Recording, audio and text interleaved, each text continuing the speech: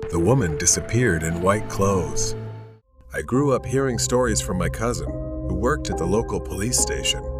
He was the kind of person who had seen it all. But there's one story he told me that always sent chills down my spine, and it's true. This story is about the mysterious woman in white. It all started with a midnight call from a gas station attendant. My cousin's colleague, Officer Nathan, was working the night shift. The attendant claimed he had been robbed, and the thief fled before he called. A woman in a white dress with long black hair, incredibly beautiful. Strangely, the suspect wasn't a masked figure or some shady guy, but a woman. He explained that she had come to him, asking for help because she was lost in the middle of the night. He had gone to the office to notify his boss, but when they returned to the cash register, she was gone, and so was all the money. Nathan, the only officer on duty so late, immediately got in his patrol car and headed to the gas station. It was a deserted road, winding through the woods on the outskirts of town. As Nathan drove, his headlights caught movement up ahead. A dark shadow was slowly walking toward him. Walking alone in the opposite direction was a woman in a white dress. She matched the attendant's description exactly. He accidentally passed her by, but unsure if his eyes were deceiving him, he saw that she had no face as he drove by. Finding it too unbelievable, he slowed down and reversed to check if she was indeed the woman the gas station attendant had described. After reversing, he stopped and quickly stepped out of the car, saying, "You need to get in the car and come with me to the police station immediately." She said nothing and complied. On the drive back to the station, he asked her a few questions about why she had stolen the money. However, she didn't say a word. He looked through the rearview mirror as she sat in the back seat, staring intently at one spot until they arrived at the station. Her behavior was strange, so he thought the woman might have mental issues. After that, he decided not to ask her any more questions. When they got back to the station, they began interrogating her, but she still didn't speak. His shift was almost over, so he prepared to hand over the report to the incoming officers. Just before he was about to leave, she suddenly started talking. She gestured and spoke, promising to return the money the next day if they let her spend the night in the holding cell at the station. She kept insisting that she had nowhere to go, and the officers were quite confused by what she was saying, unsure of what to do. Nathan reported to his superiors. He was informed that they couldn't move her to another holding facility that day. So in the end, they agreed to her request and placed her in the holding cell. Before leaving, Nathan made a final call to the gas station, informing the attendant that they had caught the suspect. The money would be returned the next morning, or so they thought. The next morning, Nathan returned to the station. As he approached the woman's cell, he witnessed a horrifying scene. The cell was empty. The woman they had arrested the night before was gone, except for the crumpled body of a man, her cellmate. His face was shredded with deep scratches, his wide eyes frozen in terror, and his body was pinned to the wall with nails driven into the flesh. Scattered around him were bills, and a few banknotes that hadn't been found the day before were stuffed into his pockets. Worse still, scrawled in blood on the wall beside his body were the words, "I have paid the debt." Nathan frantically searched the area. Even more terrifying was that she had completely vanished. No one heard or saw anything. The cameras? They hadn't captured any footage of her entering or leaving the cell. She had disappeared without a trace. A thorough search was conducted. The surrounding area was combed, and every possible lead was followed. But the woman in white was never found. She simply vanished, like a ghost fading into the darkness. Even to this day, no one knows who or what she was, but the officers present that night remain haunted by the incident. That's the whole story my cousin told me. I sat and listened, and I could still see the fear in his eyes when he spoke about her. The question that always haunted me was how she managed to escape from the cell. Was she human or something far worse? The strangest part is that she evaded all the surveillance cameras. After countless investigations, they still don't know what happened that night or where she went. Hide and seek in an abandoned house. Today, I decided to ignore my parents' warnings and meet up with my friends to play hide and seek in the old abandoned house near the woods. I remember everything clearly: the musty air, the creaking floors, and the thrill that washed over me as we sneaked into the dilapidated building. Jack, Rian, Lexi, and I. We loved adventure and the adrenaline rush, but nothing could compare to the mystery of that house. The house was surrounded by barbed wire, with the gate tightly locked, but we found a small hole in the wall, hidden behind overgrown grass, just big enough for us to crawl through one by one. As soon as I stepped inside, I felt something was off, but I couldn't pinpoint what it was. We decided to play hide and seek. It was my turn to seek, so I closed my eyes and started counting. The others scattered throughout the house, laughing, their footsteps echoing through the empty rooms. 98, 99, 100. I opened my eyes and immediately went searching for my friends. It didn't take long to find Lexi and Rian, but Jack was different. He was always better at hiding. I searched every nook and cranny, every room, until I caught a glimpse of a shadow darting by. Got you, Jack. I mumbled and ran after him. But something was strange. The shadow seemed faster, slipping around corners as if leading me on. My excitement turned into doubt and fear. No matter how close I thought I was, the shadow always evaded me, disappearing just as I was about to catch up. Not long after, Jack finally came out of the master bedroom, scratching his head. He apologized, saying he had hidden in the closet and fallen asleep. But my heart skipped a beat. Who had I been chasing? I gasped and told Jack and the others what had happened. They laughed, teasing me for trying to scare them. Determined to prove it, I convinced them to play again. We played again. I resumed searching, but soon that uneasy feeling returned. The house was too quiet, too still. My friends were nowhere to be found, and the more I searched, the more convinced I became that something terrible had happened. Then I saw it again. A hand reached out from behind a wall, waving at me from a distance. Suddenly, I noticed a pair of shoes on the ground, just like Lexi's. I called out, but she didn't answer. The hand waved at me again from afar. I moved closer, but as I approached, the hand disappeared. I chased after it, only to find another arm waving from the top of the stairs. No matter how fast I ran, I couldn't find anyone. Then I saw a face that looked like Rian's in the window. He stood still, staring at me with wide, terrified eyes. I knew something was wrong. I pressed my face against the window to get a closer look, and it was a child, about our age, but with a wrinkled, aged face, eerie and twisted. His clothes were stained with red patches, and I froze when I saw him holding something, a long, rusted, sharp metal rod. Before I could move, he spoke in a chilling voice. "Oh, you found me. Now it's my turn." He grinned widely, then began counting. 1, 2, 3. Panic surged through me. I didn't take the steps one by one. I bolted down the stairs as fast as I could. His laughter echoed behind me. I remembered the secret closet Jack had hidden in earlier. In desperation, I dove inside, pulling the door shut and holding my breath as I listened. I didn't dare make a sound. I squeezed my eyes shut, praying he would leave. I must have passed out from lack of oxygen. When I woke up, I was in the hospital. It turned out my parents and the police had been searching for us all night, and my friends had managed to escape to alert them.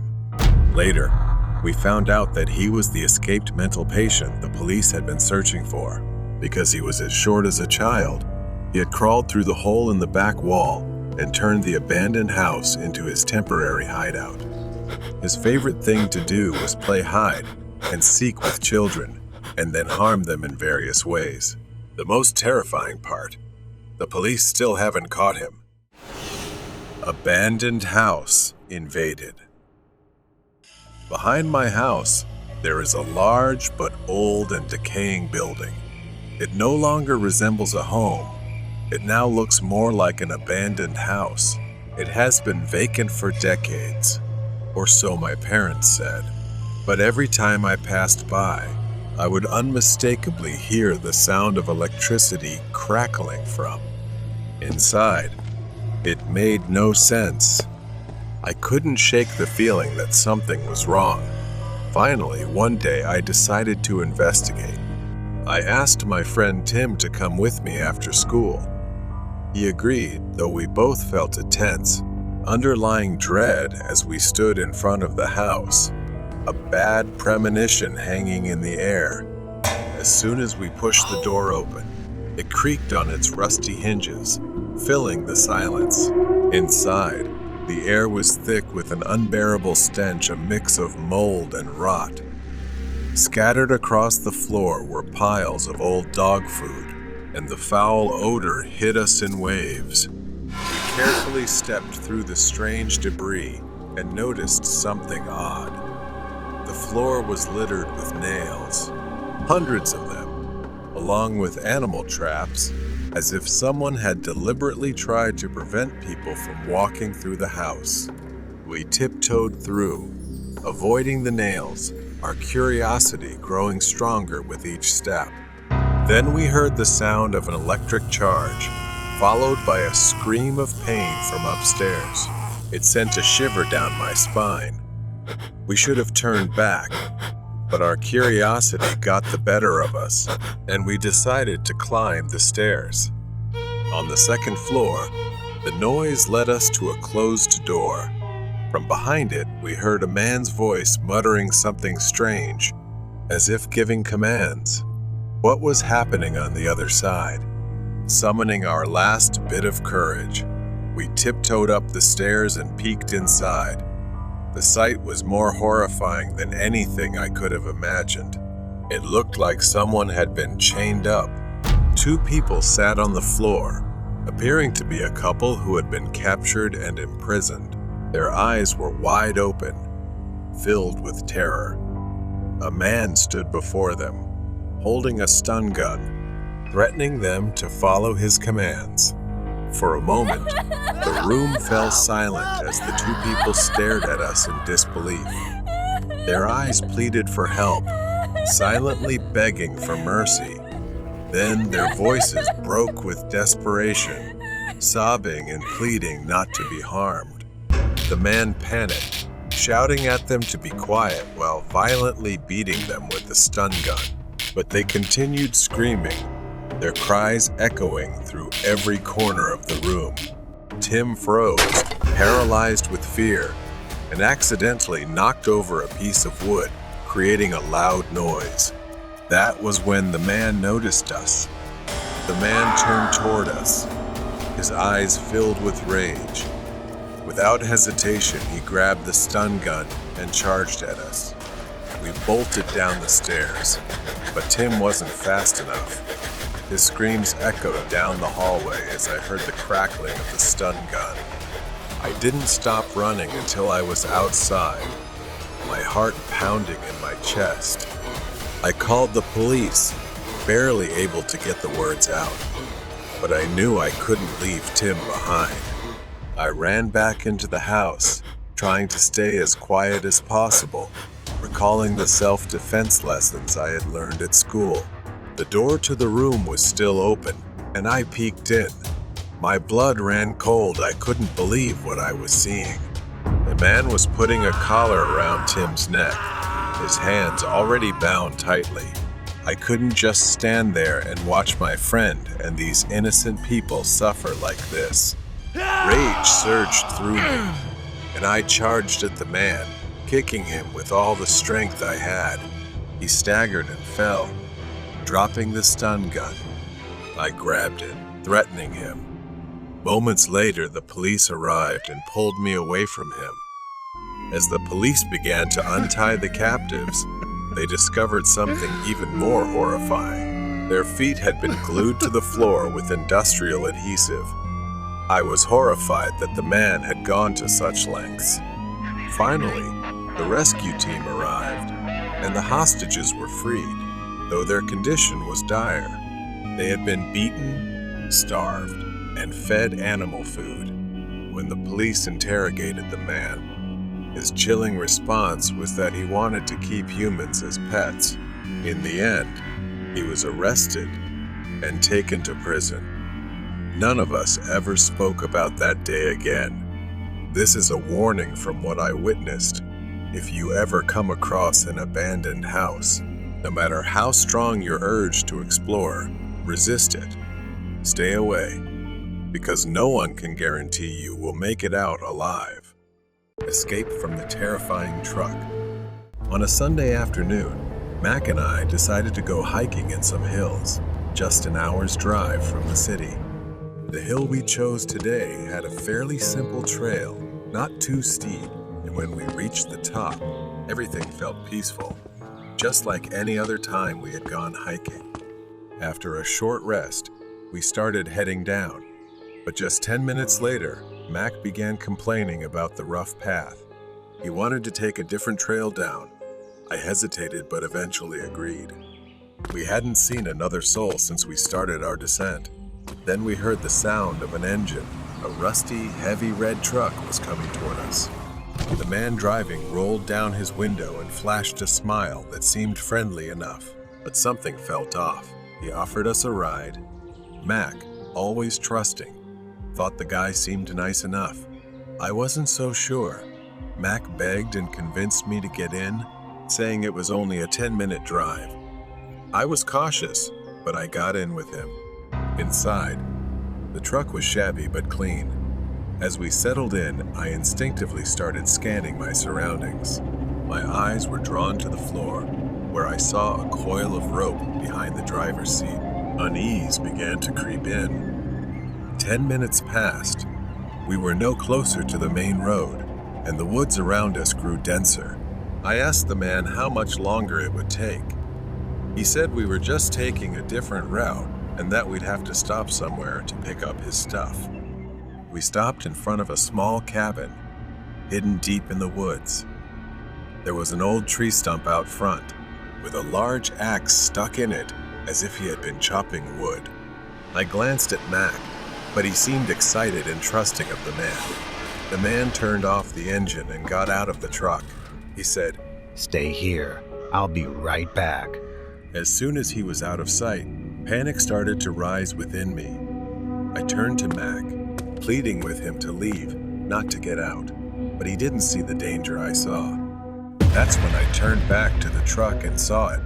Half hidden under the driver's seat was an axe. Dark stains covered the blade stains that could only be blood. I quickly told Mac to look. He froze, his face turning pale as he realized the danger we were in. Without another word, we bolted into the forest, fleeing the imminent threat. We crashed through the thick underbrush, not caring where we were headed as long as it was away from that cabin, trying to stay on a trail to avoid getting lost. Finally, the trees began to thin, and I could see the wooden fence surrounding the parking lot. A wave of relief washed over me. But then I saw it. The man's truck was parked on the other side of the lot, engine off, lying in wait like a predator ready to pounce. Mac wanted to run to our car, but I held him back. The parking lot was too wide, too exposed for us to make a safe escape. We hid behind a large tree, cloaked in the darkness. Time seemed to stretch, each second feeling like an eternity. As night fell, I heard a sound. The truck's door creaked open. The man climbed out, glancing around the forest once more. Mac made a mistake. He stepped on a branch, causing a snap. The man noticed and lingered for a moment, then started walking toward a nearby tree. We covered our mouths, hearts pounding.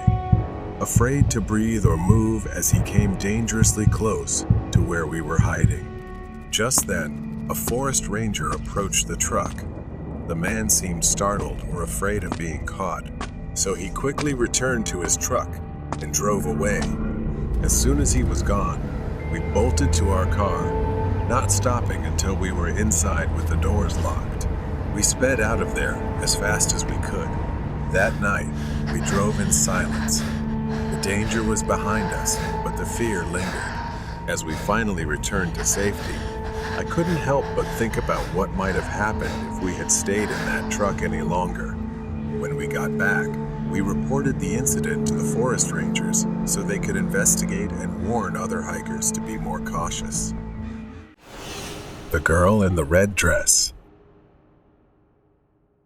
The house we moved into after my father's death wasn't anything special, just another old, quiet mansion in the suburbs, far removed from our old life. It had been abandoned for a while, and it was clear why the rent was suspiciously cheap. Overgrown grass and neglected old furniture gave it a forgotten feel.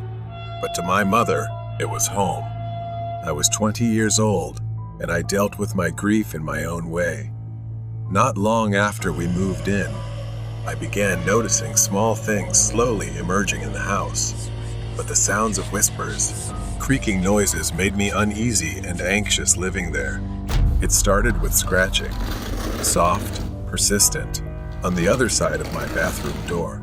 At first, I ignored it, hoping it was just my imagination. But night after night, the sound continued. Then came the knocking, sometimes at the front door, sometimes at the window. It always came around midnight, but no one could possibly be there. We kept the gate locked, and no one could enter the yard. Yet the knocking continued. I told my mother. She dismissed it, saying, "It's just an old house." But I knew the house wasn't just old, it was holding on to something. One night, I invited my friend Joe to stay over. We were sitting in my room talking about school when we heard voices coming from the kitchen. It was well past midnight. Everyone should have been asleep. Out of curiosity, we pressed our ears against the door. A conversation was happening just outside, but we couldn't make out a single word. We tiptoed into the hallway, but the kitchen was empty, dark, cold. We checked the entire house, nothing. Everyone was asleep. The voices were gone, leaving only a chilling silence. A few weeks later, my brother decided to test his luck. He and his friends thought it would be fun to play with a Ouija board in my room while I was away. They thought it was just a silly, superstitious game. At first, nothing happened. They laughed awkwardly, asking questions but receiving no response. Then one of them froze. His face turned pale, his body stiff like a statue. Without a word, he bolted from the room, his friends close behind, terror in their eyes. Once outside, the guy finally spoke. He had seen her, a girl, standing at the bathroom door, wearing a red dress, her hand on the knob, staring at them. He said she couldn't have been older than 13, and her eyes were filled with something he couldn't describe.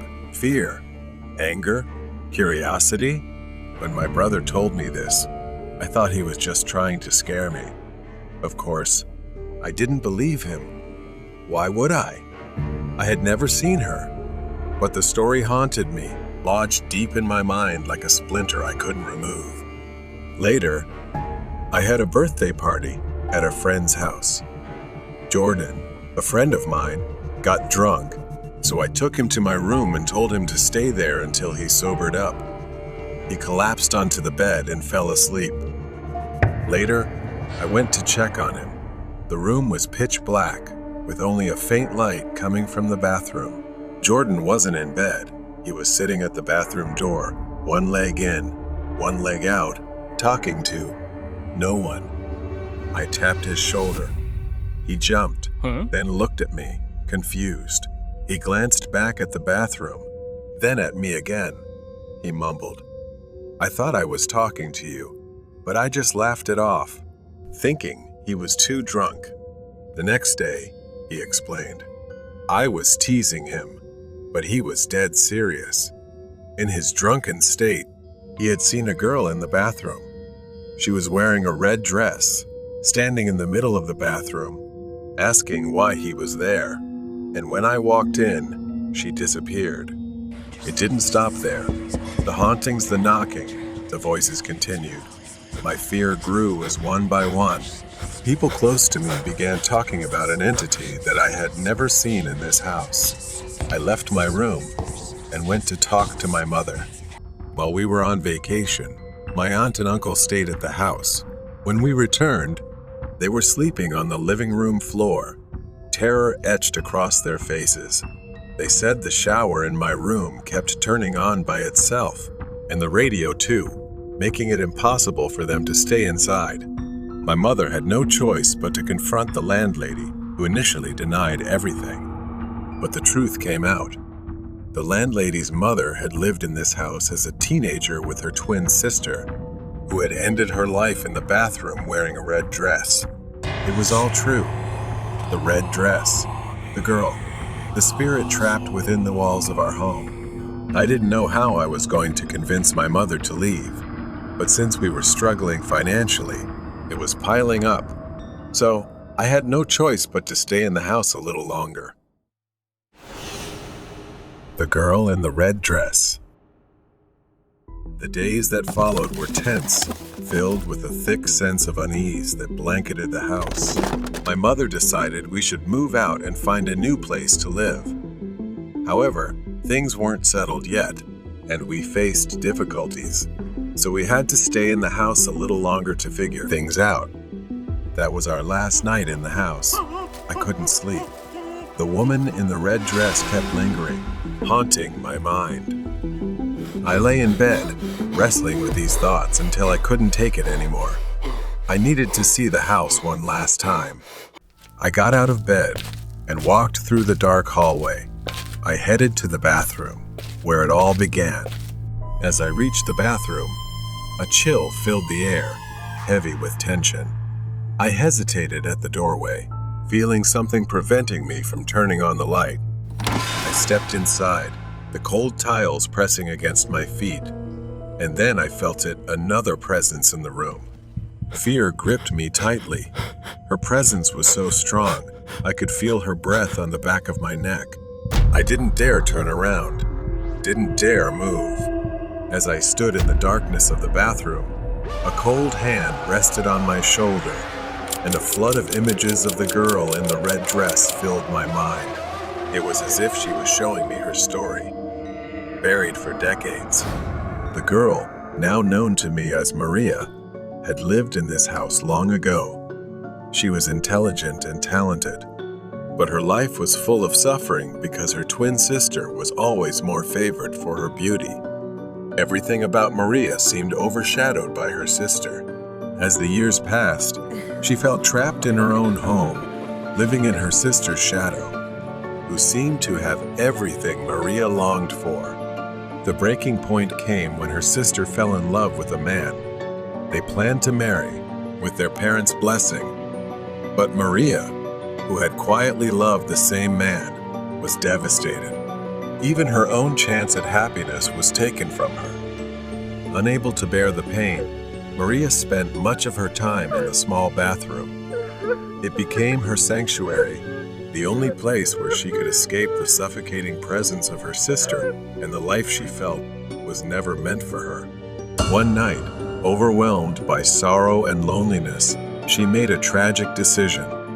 She thought that leaving this world would make things better, and she ended her life in that very bathroom. Her sister, consumed by guilt, left the house in grief, but Maria's spirit remained bound to the house, trapped in the place where she had taken her own life. As the images faded, I understood the profound despair of Maria. Her spirit had lingered all these years, waiting for someone to recognize her pain. But now, as I stood there in the bathroom, I felt a strange connection with her.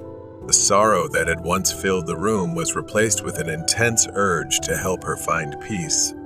I whispered, trembling, calling Maria's name. I told her, I understand what you've been through. You don't deserve to be so alone. I'll leave, and you don't need to stay here anymore. It's time to let go and find peace." In that moment, the cold hand on my shoulder lifted. The oppressive air slowly began to ease. For the first time since we moved in, it felt as if the house itself had released its hold on her after all this time. That night, I slept in my bed without fear, no knocking, scratching, or voices. Everything had disappeared. Perhaps she had finally left, freeing herself from the chains she had once forged. The next morning, as we packed the last of our belongings into the car, I looked back at the house one last time. The sun shone brightly, casting a warm glow over the old, stately mansion. As we drove away, I felt that Maria had found the peace she longed for.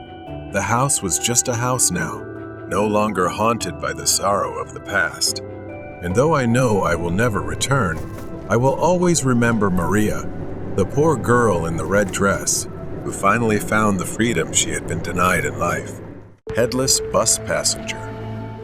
Late at night, the university campus was eerily quiet and shrouded in darkness. Calla hurried toward the campus bus stop after a long evening of studying. The long, empty street was lit by only a few dim streetlights. There was only one bus left at the stop, its headlights cutting through the cold, misty air. She boarded the bus, her eyes briefly glancing at the driver, a man well into his years, his face lined with deep wrinkles and dark, unreadable eyes. Calla sat in the middle of the bus, trying to relax, but she suddenly sensed something strange. Through the rearview mirror, she realized the driver was staring at her intently. His eyes never left her, as if he was searching for something on her face. After a few minutes, she began to feel something was wrong. The route they were taking was unfamiliar. Instead of heading toward her dormitory, they were drifting into a desolate area, where thick darkness swallowed everything. She leaned over, peering out the window, looking around in growing confusion. Calla turned to remind the driver about her destination, but he didn't respond. His eyes were no longer on the mirror, but fixed straight ahead. He pressed on the gas, speeding up, ignoring the narrow, winding roads. Calla's fear surged. She raised her voice. "This isn't the way to my dorm." But the driver didn't hear, or didn't care. His face had gone pale, as though he was terrified of something unseen. Suddenly, the bus swayed, and vague shapes began to materialize outside the windows. At first, they were shadows of people standing by the roadside. Then they became clearer faces with empty eyes, mouths wide open as if screaming in silent agony. They stood there, watching like bloodthirsty specters. Calla curled up, trembling, too afraid to look at those ghostly figures for long. She felt like screaming. After what felt like an eternity, the bus finally slowed down. The familiar sight of the dormitory building appeared ahead, and she felt a wave of relief wash over her. Without wasting time, she grabbed her backpack and hurried off the bus. As she stepped onto the sidewalk, she heard the driver's voice for the first time that night. His voice was low, trembling, and filled with an urgency that sent chills down her spine. The driver's words were brief, but they hit Calla hard. Wait! His voice was tense. The driver told her that when he looked in the mirror earlier, he didn't see her head, only a headless body sitting where she was. He had been driving in circles, trying to shake off the spirit he believed had latched onto her. He couldn't hear her when she spoke because, in his eyes, she had already disappeared. He then warned Calla, "When you get to your room, take off your clothes and burn them immediately." Calla stood still, the weight of the driver's words pressing down on her. Staggering, Calla made her way into the dorm building, her mind still spinning. She fumbled with her key at the door, her hands shaking uncontrollably. Once inside, Calla rushed to her roommate's bed, shaking her awake. Her roommate listened, wide-eyed, as Calla explained what had happened. Without hesitation, Calla frantically began taking off her clothes, her movements hurried and desperate. She gathered them into a pile, staring at them as her mind replayed the driver's warning. With trembling hands, Calla picked up the clothes and went to the bathroom. She struck a match and dropped it onto the pile of fabric. The flames quickly consumed the clothes. But had it really ended? She returned to her room, exhausted, lying down on her bed, but unable to shake off the lingering terror. The room was silent. Only the sound of her and her roommate's breathing filled the space. The next morning, sunlight poured in, as if to dispel the previous night's fear, but unease still clung to her. She stood before the mirror, seeing herself clearly. Her head, her eyes, and her entire body, but her gaze was far from peaceful. She couldn't erase from her mind the image the driver described the moment when he didn't see her head in the mirror. The darkness from the night before still lingered in her thoughts, as if waiting for a moment of weakness to return. She knew her life would never be the same. The haunting memory of being headless and the spirit, the ghost of a mother in the forest. I was never someone who truly believed in ghosts. I always thought they were just products of imagination, created to explain the unexplainable. But everything changed when I was in that cursed forest. It was supposed to be a normal overnight trip, and quite an easy one. The locals whispered about the forest being haunted, but I didn't pay much attention to that. The road was rough, and the darkness grew thicker as I drove deeper into the forest. My headlights barely cut through the fog, so I had to be more careful. Then suddenly, she appeared. An old woman stood in the middle of the road, hunched over, her eyes fixed on me as I stopped. I honked, but she didn't seem to hear, so I opened the door and shouted for her to move so I could pass. She didn't react at all.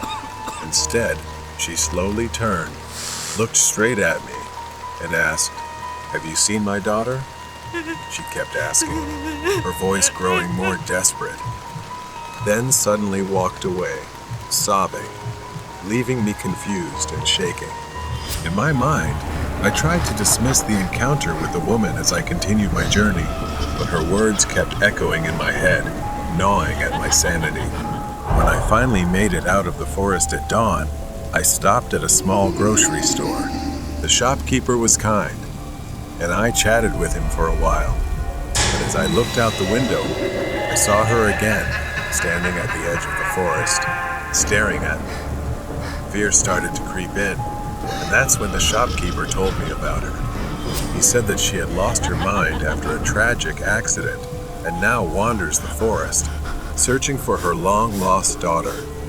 I dismissed the story again, thinking it was just a coincidence. That night, as I drove back through the forest, the rain started pouring down heavily, making the road more dangerous. But I kept going, just wanting to get out of there as quickly as possible. Then, through the rain, I saw another woman. But this time, she wasn't alone, and in her arms was a child who looked frail, almost lifeless. I intended to drive past. I hesitated, but my conscience wouldn't let me. I stopped and asked if they needed a ride. She looked pale, like she'd been out in the rain for too long. She nodded gratefully and climbed into my car with the child in her arms. I handed them a towel to dry off, and then she directed me to a hospital. When we arrived, she quietly thanked me before heading into the building. I sighed with relief, but as I was about to leave, I noticed something in the back of the car. It was the black umbrella she had been carrying. It was still in my car, and when I turned to look back at the hospital, I was almost paralyzed with what I saw. I looked away for just a few seconds, and when I looked back, they were gone. It was as if they had vanished into the rain. Feeling confused, I decided it was best to leave as soon as possible. As I neared home, the rain was still pouring, and the parking lot was quite far from my house, so I had to use the black umbrella left in my truck. However, I felt a bit hesitant to use it, remembering that it belonged to the woman and her son, but I had no other choice. As I was walking, a strong gust of wind almost tore the umbrella from my hand, and suddenly, a wooden beam came crashing down from above, about to fall on me. It could have killed me, but the umbrella somehow pulled me to the side, saving my life. Shaking, I realized the umbrella wasn't just an ordinary umbrella. Perhaps it was a gift the woman left behind to protect me. The next morning, I went back to the grocery store, determined to uncover the truth. The shopkeeper hesitated, but finally told me the whole story. The woman and her child were spirits, doomed to wander the forest after a tragic accident. She died trying to protect her son. It happened on a stormy night when she was shunned and refused help by passing travelers. Some even splashed her with mud. She used her body to shield the child, but unfortunately, she slipped and fell off a cliff. On rainy days, if drivers refused to give her a ride, she would mysteriously appear in their cars and haunt them.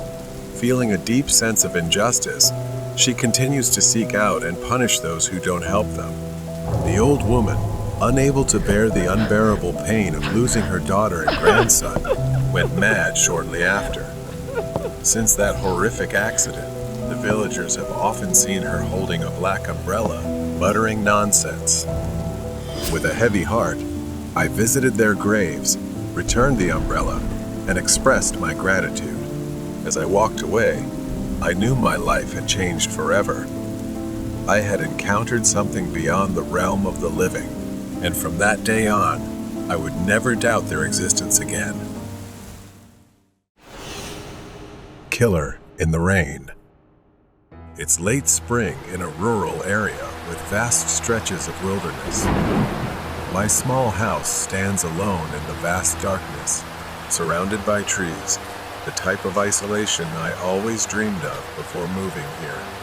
Here, I can live away from the noise, people, and stress of the city. But tonight, the silence feels different. Heavy rain has been pouring for days. I should have found this isolation peaceful, but tonight, it feels suffocating. I'm sitting on an old couch, watching TV, and listening to the rain pounding on the roof, a soothing sound that usually makes evenings pass peacefully. I enjoy staying home on rainy weekends like this, far away from the world. Around 6 or 7 in the evening, I suddenly heard a knock at the door. At first, I thought it was the wind, but it wasn't. Another knock, this time louder. I hesitated. Visitors were rare here. It was strange for someone to show up without calling first. Grabbing a flashlight, I walked toward the door, my heart already starting to race. When I opened the door, heavy rain poured down, and the damp cold hit my face. Standing in the pouring rain was a man, soaked and shivering. He wasn't anyone I knew, just a stranger. He told me he was camping in the nearby woods and had run into trouble. He needed a place to stay, just for the night. His voice was pleading, but something about him made me uneasy. I handed him my phone to call for help so he could get a ride to town, as I didn't feel safe. But he refused, insisting he only needed shelter for the night. I felt uncomfortable, the rain pouring down on both of us. His insistence made me even more suspicious. I bluntly told him he couldn't stay here. After pausing for a moment, he turned and walked down the dirt path leading back to the woods. I watched him disappear into the trees, his figure fading into the rain. I locked the door immediately, still feeling uneasy. I tried to shake off the strange encounter, telling myself I did the right thing. There was no way to know if he was dangerous, especially in such a remote place. The rain kept falling, and I sat back down on the couch, trying to focus on the TV. But my mind kept drifting back to that knock at the door. After 2 hours, I noticed something, a faint orange light shining through the curtains at the back of the house. I haven't checked the window in a while, but now there's something outside. I stood up and pulled the curtain aside. Through the rain and mist, I saw it far off in the woods behind my house, a small flickering campfire beneath a tree. Despite the heavy rain, the fire was still burning. There was a figure in the rain, but I couldn't make it out. That uneasy feeling turned into fear. Could it be him again? Why had he returned? And what was he doing out there? Just standing near my house in the pouring rain. I picked up the phone and called the police. I didn't care if it took them an hour to get here. I needed someone to ensure he was gone. After the call, I glanced out the window again. The fire was still burning, but the figure had vanished. Panic surged through me. I rushed to the front window and saw him, the man from earlier, walking by with a rifle slung over his shoulder. He was heading toward the house, toward me.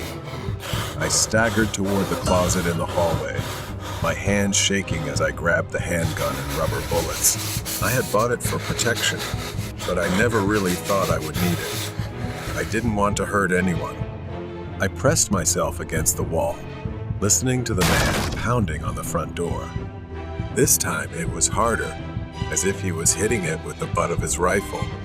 I had to do something. I couldn't let him in. I yelled that I had a gun and it called the police.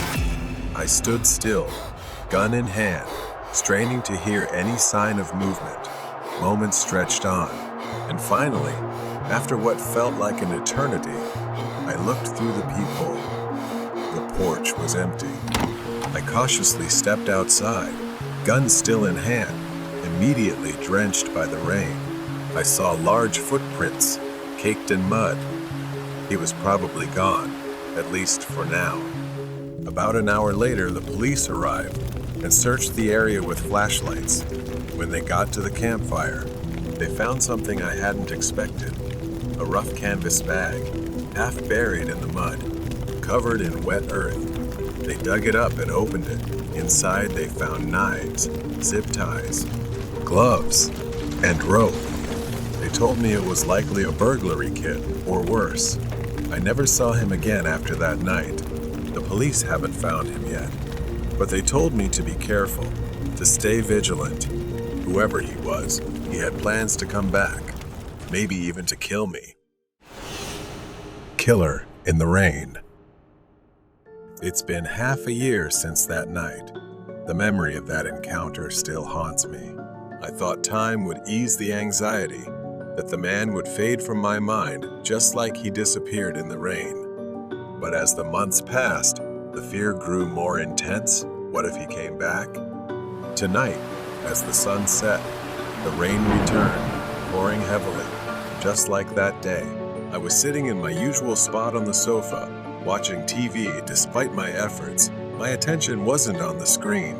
I kept glancing at the window all evening, unable to shake the feeling that someone was out there, watching me. Suddenly, there was a knock at the door. The sound cut through the rain, and my heart skipped a beat. Could it be happening again? I cautiously opened the door, but this time I was prepared. My hand resting on the pistol I had placed in the nearby drawer, ready for a moment like this. The porch was empty, except for the relentless sound of rain hitting the ground. But just as I was about to close the door, I noticed something. Footprints. Someone had been here, fresh and muddy, still sticking to the porch. I went back inside and locked the door. I grabbed my phone and called the police, explaining that I thought it was the same man who had tried to harm me years ago, and he was back. They said they'd send someone, but I had no idea how long it would take. For now, I was on my own. The rain continued, growing heavier by the minute, the wind picking up as well. I paced the living room, glancing out the window every so often. That's when I saw a flash of light deep in the woods. I realized I couldn't wait for the police to arrive. I had to confront him before he made his move. Panic welled up inside me, but this time, I reminded myself not to lose my composure. I grabbed a flashlight and my pistol, threw on a jacket, and headed out the back door. The rain drenched me the moment I stepped outside. I followed the flickering light deep into the woods. My flashlight cut slowly through the night as the muddy ground made every step feel heavy, not just from the mud, but from my hesitation to venture further. I continued on, As I ventured deeper, my steps became slower and more cautious. Then I crouched behind a tree to get a better look. It was him, unmistakable with the scar on his face. He was there, standing by the fire, his back to me. And in his hand was something different this time, not a rifle, but an axe. I froze, my heart pounding in my chest.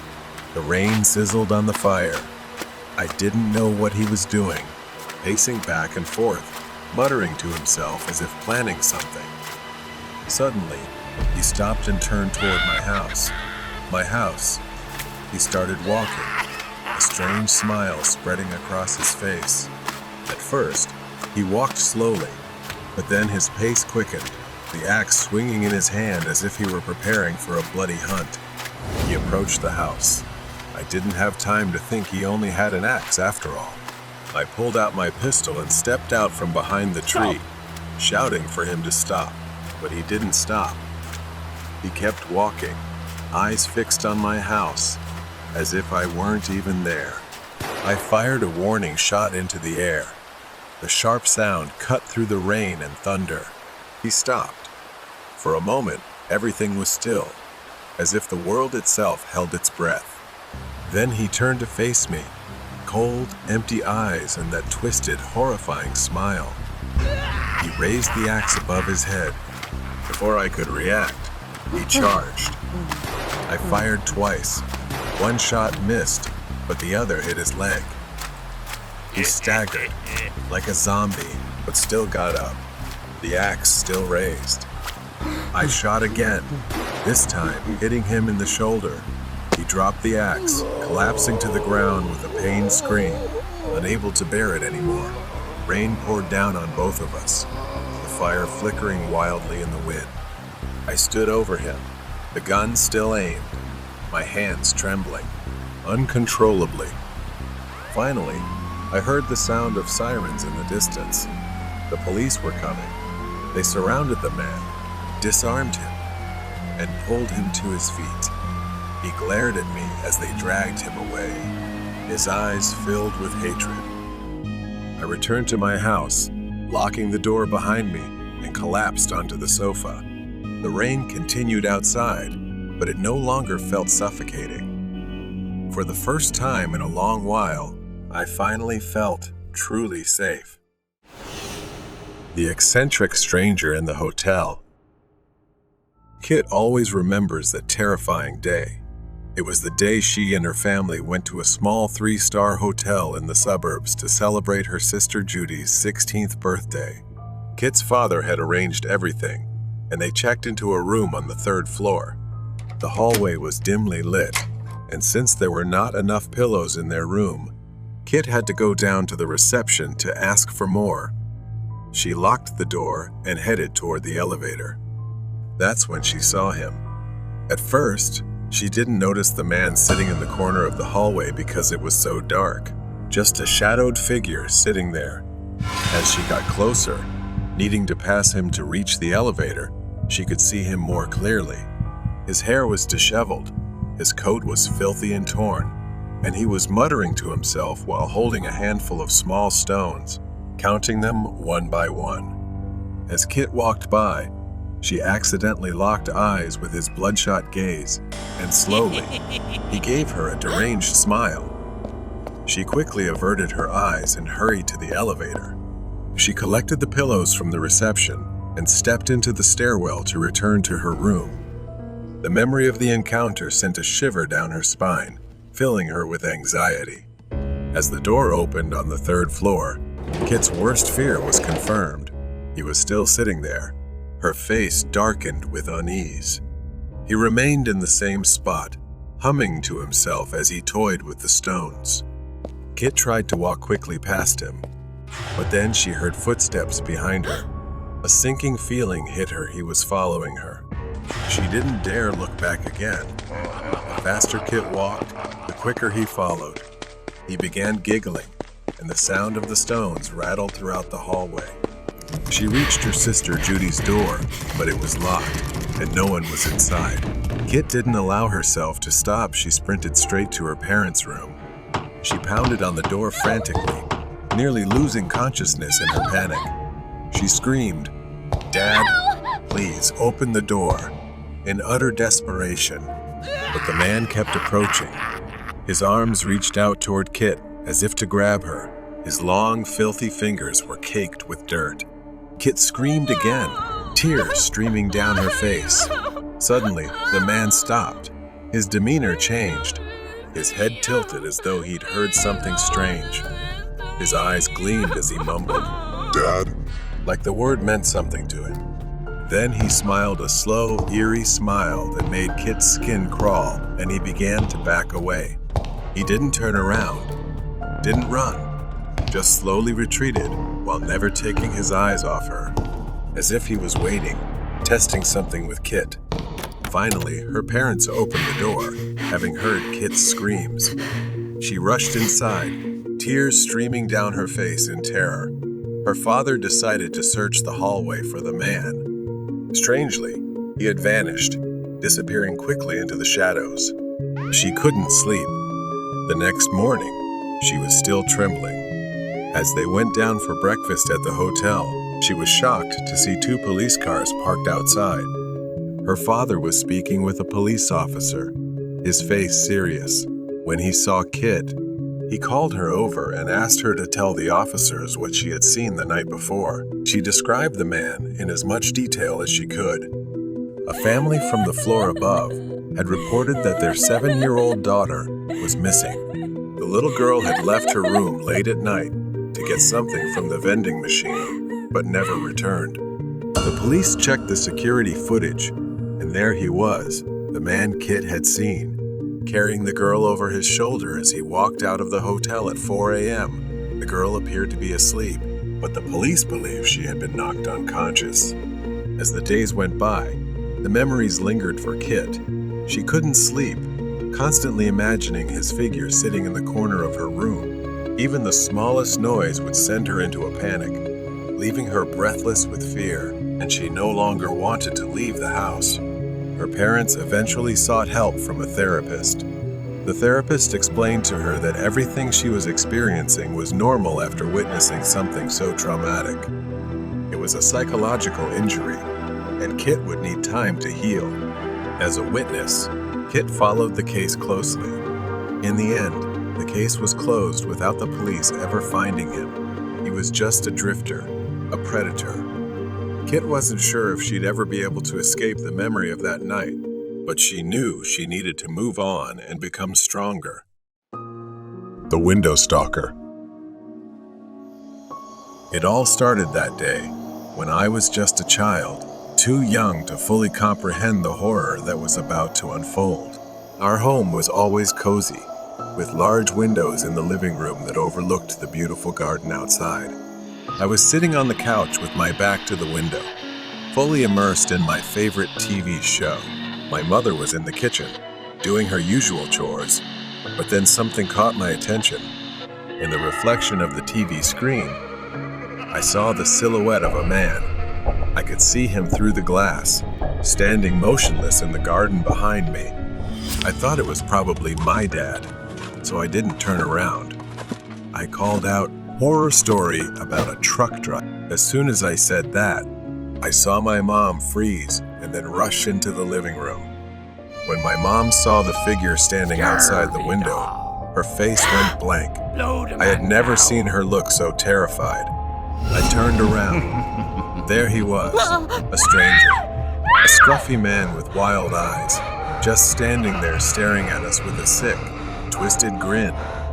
He didn't seem to care that he had been spotted. He just smiled wider, almost enjoying the fear he was causing in my mother and me. Without hesitation, my mom yelled, threatening to call the police if he came closer, but I could sense her fear. And then he said something that still chills me to this day. He growled through the glass with a menacing voice, "If you touch that phone, I'll break this window, and neither of you will be safe." My mom hesitated, torn between calling for help and protecting me, unsure of what to do next. His eyes flared with anger as he fumbled with something inside his coat. And then, in the blink of an eye, he lunged toward the back door. I heard him pounding on it, frantically rattling the doorknob. Thank God it was locked. His frustration turned into rage. He screamed, demanding to be let in, threatening that if he got inside, he wouldn't spare us. I was too young to fully grasp the danger we were in. My mom grabbed me, pulling me off the couch, and we ran upstairs. We didn't stop until we reached the top floor, and that's when I saw my uncle, my mom's younger brother. My uncle was standing in the hallway, headphones on, completely unaware of the chaos downstairs. He was a big, muscular man, the kind you wouldn't want to mess with. He used to compete in boxing matches and had won several trophies. My uncle, confused, asked, "What's going on?" as my mom frantically explained. And just as she finished, we heard the man's voice again, coming from downstairs. His voice echoed through the house, saying, "The boogeyman is coming to get you." Those words were etched into my memory.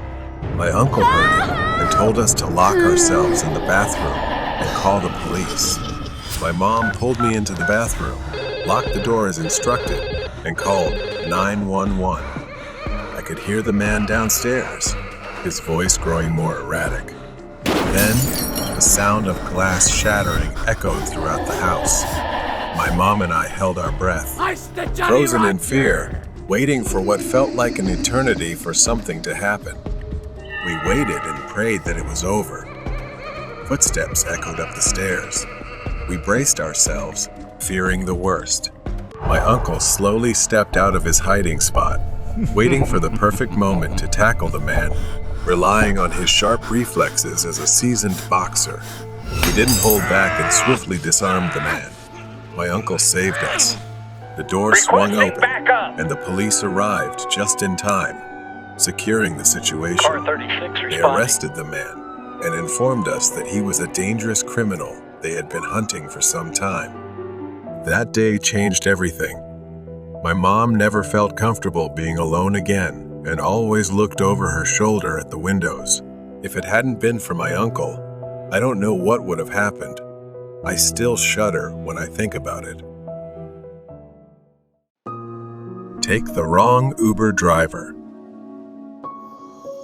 It was late November, and we had a small party.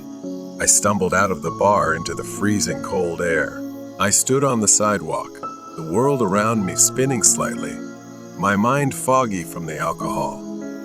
My friends stayed behind, eager to celebrate a little longer, but I had a flight to catch the next morning. I needed to pack.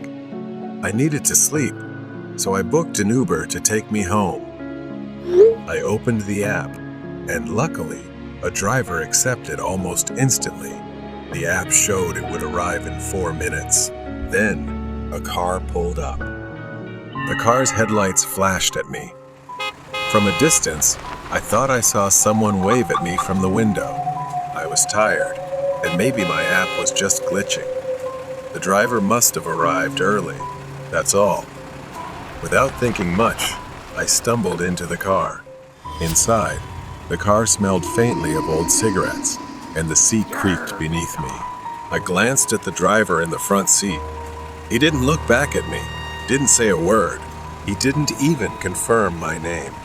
I just wanted to get home. I muttered my address and leaned back in the seat. It was then that I noticed the GPS on his dashboard was turned off. I was startled. Why hadn't he entered my address into his GPS? Everyone uses GPS for Uber, even drivers familiar with the area.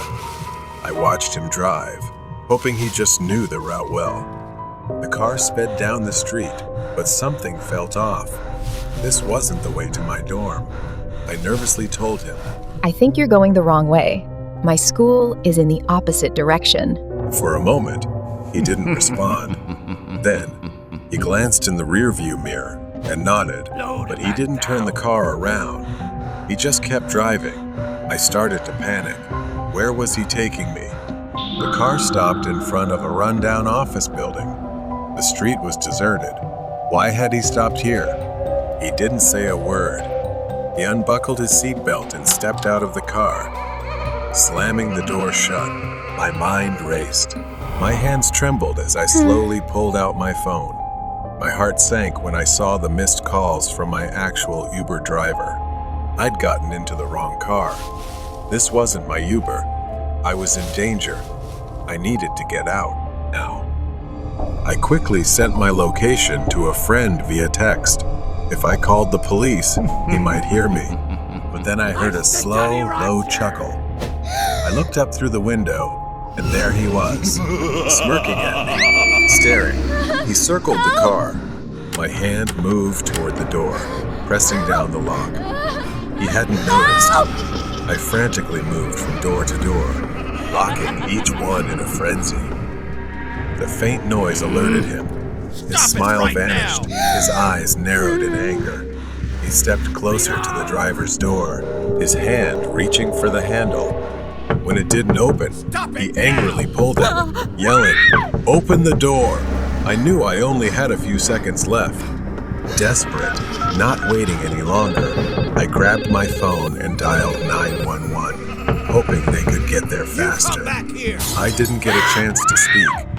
The sound of glass shattering stopped me, and I screamed as I saw him punch the window with his bare hand, glass flying everywhere. His arm pushed through the broken window. I dropped my phone, desperately trying to get away from him, clutching the door handle on the other side, frantically unlocking it to escape before he could grab me. I ran as fast as I could since he was injured and stuck with his hand in the broken window. I couldn't stop. I stumbled but kept running, my body filled with overwhelming terror. The night was pitch black, with the only light coming from the distant glow of the city. The abandoned lot stretched endlessly, nowhere to hide. But I kept running, praying that somehow I would survive. I spotted a small store up ahead, its neon open sign flickering weakly in the distance. My legs burned, but I didn't dare look back, not until I reached the store. I burst through the door, gasping for breath, my entire body shaking with fear. The store clerk stared at me, wide-eyed in surprise. But I was thankful I had escaped him. The police arrived minutes later. 2 patrol cars stopped in front of the office building where the car had been parked. But when they got there, the car and the man were gone. Only shattered, blood-stained glass remained. The police reassured me that they would search for him. It was a hard lesson learned that I must always be more careful when going out alone, especially when I'm not fully alert. The House of the Lost Child. It was 2006 when my family moved into this house. My parents decided to quit their jobs and start anew in the countryside. I was just a child then. But something about this house struck me immediately. The first thing I noticed when we moved in was the stairs. Every time I passed by, I would see a shadow silently moving up and down. It never frightened me. In fact, it felt oddly familiar. I was 6 years old, but I could always see things that others couldn't, and this house was no exception. I didn't tell my parents right away, not because I was scared, but because I felt that presence meant us no harm. Still, I was very afraid of the dark. My room was upstairs while the bathroom was downstairs. Every night, before going to bed, I would use the bathroom to avoid facing the fear of going down the stairs alone at night. But one night, my mother's voice woke me. She called out to me, angrily and irritably, telling me to come downstairs and not to run around anymore. I sat up in bed, confused. I hadn't run at all. In the following days, I kept experiencing similar incidents. My mother often scolded me for running around the house, accusing me of mischief.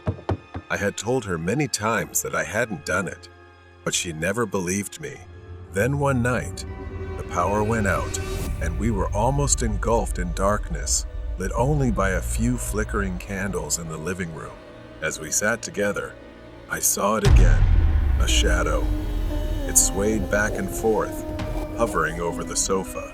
My mother didn't see it, but I did. That presence was very strong but had no malice. That night, as we lay in bed, my mother and I heard a voice, soft yet clear as day. "Mom, where are you? I'm cold." That voice belonged to a child, and it came from just outside our bedroom. My mother looked at me, eyes wide with fear. As I grew older, I began to understand that the shadow wasn't there to harm us. It wasn't a ghost trying to scare us, but a lost child searching for something. The more I thought about it, the more I realized that spirit was looking for its mother. I had a friend who could sense things like I could, and they suggested that I tell the spirit to move on. So one quiet afternoon, I stood in the living room and said to the air, "I believe your mother loves you very much. You can move on. It's time to go to a happier place." The house felt different afterward. The shadow disappeared. The footsteps stopped. No more voices at night.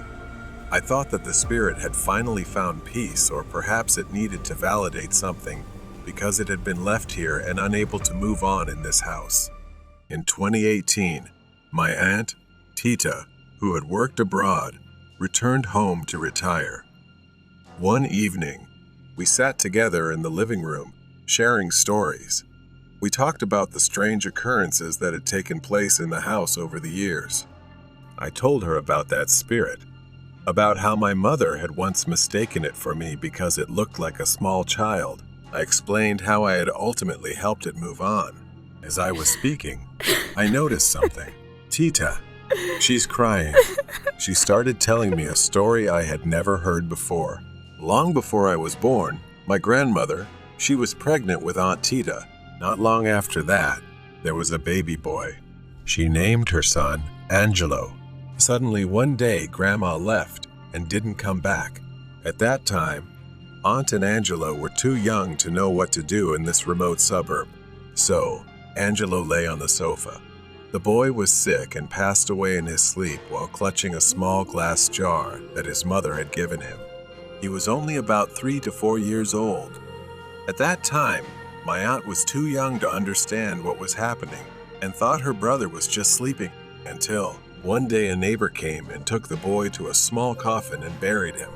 Our new house sits on this land. Perhaps the boy could not move on because he was waiting and didn't know when his mother would return. Sometime later, my aunt, the boy's sister, passed away just after we talked about him. Now, standing in front of the house, I can't shake the feeling that something has changed. Then came the unmistakable sound of soft footsteps. They echoed from the hallway behind me, moving toward the stairs. I turned around, breath caught in my throat. The shadow had returned. As I climbed the stairs, I saw the shadow standing right above and sliding into my bedroom. Upon reaching the room, I hesitated. My hand hovered over the doorknob, and just as I was about to turn it, I heard, "Mom, where are you?" I slowly pushed the door open, the creaking hinges filling the silent house. The room was bathed in the faint light of the moon filtering through the window, casting a cold glow over everything. My heart skipped a beat as I saw Angelo. This time, he was not just a shadow. He stood in the middle of the room, a small, frail figure, unmistakably a child. His head was bowed down. Then slowly, Angelo lifted his head, and for the first time, I saw his face. A face with deep-set eyes filled with sorrow. His mouth opened, and in a voice that sent chills down my spine, he whispered, "Mom, where is she?" I wanted to tell him, to explain that she had passed away. But before I could say anything, he raised a small glass jar, looking at it as if it held an ominous energy imprisoning his soul. Angelo stood still, clutching the jar, looking at me with hollow eyes. I had to do something. I couldn't let Angelo remain trapped forever. I took a deep breath, my voice trembling as I finally spoke to Angelo, telling him that his mother was no longer here. I told him to always believe that she loved him, so I urged him to move on. For a moment, Angelo's expression softened, but then he tightened his grip on the jar. His voice rang out again, firm and more desperate. "Where is my mom? I want to see her." as if he didn't believe the words I was saying. Tears welled up in my eyes as I realized there were no words that could satisfy him. He wasn't just seeking peace. He wanted his mother, and nothing else mattered more than that. I could feel the air shift, the temperature drop, and for the first time in years, I felt fear. I couldn't let him stay. I had to help him find peace. Without thinking, I stepped toward him, my hands trembling. "Angelo, I can help you find her. But first, you need to let go, to release everything." His gaze shifted from the jar to me, his hollow eyes filled with confusion and longing. Slowly, very slowly, he began to loosen his grip on the jar. As it fell from his hand and shattered on the floor, the room went silent. Angelo's figure began to fade, dissolving into the moonlight. Before he disappeared completely, I heard his voice one last time, soft, almost a whisper. "Thank you." I stood outside the house. The weight that had burdened it for years was gone. Angelo was finally free.